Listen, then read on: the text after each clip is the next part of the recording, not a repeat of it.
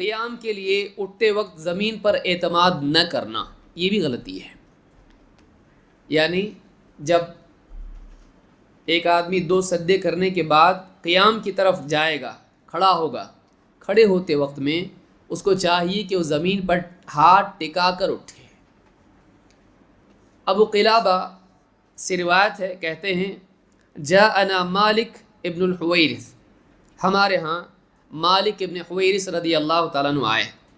فصلی بنا فی مسجدنا ھذا، تو انہوں نے ہماری اس مسجد میں ہمارے ساتھ نماز پڑھی، یعنی ہمیں نماز پڑھائی. فصلی بنا، ہم کو نماز پڑھائی. فقال انی لاصلی بکم وما ارید الصلاۃ، میں تمہیں نماز پڑھا رہا ہوں لیکن میرا ارادہ محض نماز پڑھنے کا نہیں ہے، بطور عبادت یہ اصل میرا مقصد نہیں ہے.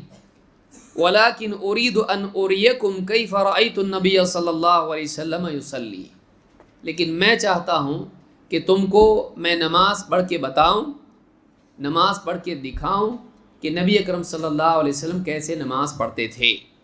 تعلیم کے لیے اپنا عمل دکھانا ریاکاری نہیں ہے. سمجھ میں آیا؟ کوئی آدمی اپنی اولاد سے کہہ دیکھو میں ایسے نماز پڑھتا ہوں، یہ طریقہ نماز کا ہے، تو یہ دکھاوا نہیں ہوا، کیونکہ یہ دکھاوا تعریف کے لیے نہیں ہے، تعلیم کے لیے ہے. ہاں آدمی ایک ساتھ دونوں جمع کرے پھر بھی مصیبت ہے، کہ پڑھ کے دکھائے اور دل میں چاہت کیا ہو کہ تعریف ہو. تو لوگوں کی تعریف کے لیے عمل کرنا اور عمل دکھانا ہی برا ہے، لیکن آدمی کی نیت لوگوں سے تعریف کی نہ ہو اور وہ لوگوں کو دکھائے، اس میں کوئی حرج نہیں ہے. شرط ہے کہ تعلیم کے لیے ہونا چاہیے، دوسروں کی ترغیب کے لیے ہونا چاہیے.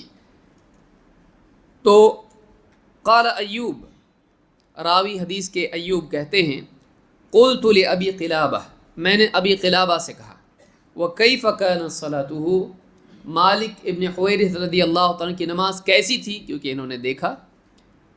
قال مثل صلاة شیخنا ھذا، کہا کہ ہمارے جو شیخ ہیں، بزرگ ہیں، ان کی نماز کی طرح تھی، یعنی عمرو ابن سلمہ کی طرح یہ نماز تھی.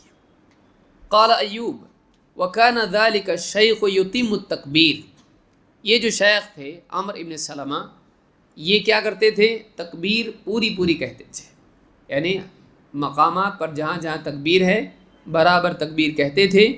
وَإِذَا رَفَعَ رَأْسَهُ عَنِ السَّجْدَةِ الثَّانِيَةِ جَلَسَ وَاعْتَمَدَ عَلَى الْأَرْضِ ثُمَّ قَامَ، جب دوسرے سجدہ سے فارغ ہوتے تھے تو بیٹھ جاتے تھے اور زمین پر اعتماد یعنی ٹیک لگاتے تھے، اس کے بعد کھڑے ہوتے تھے، زمین پر ہاتھ ٹکا کر وہ کھڑے ہوتے تھے. تو یہ صحیح البخاری کی روایت ہے، اور اس سے معلوم ہوتا ہے کہ 2 سجدوں کے بعد جب آدمی قیام کے لیے اٹھے گا تو اس کو کیا کرنا چاہیے، زمین پر ٹیک لگا کے اٹھنا چاہیے. بعض لوگوں نے کہا کہ یہ جو ٹیک لگانا ہے یہ کیا ہے، بڑھاپے کی وجہ سے تھا.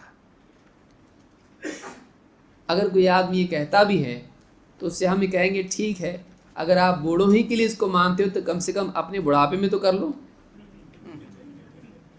یا جو بوڑھے ہیں ان کو اس سنت کی ترغیب دو. لیکن وہ کسی کو بھی اس کی اجازت نہیں دیتے ہیں، کہتے ہیں ضروری نہیں، اور بڑھاپے میں اللہ کے نبی صلی اللہ علیہ وسلم نے کیا.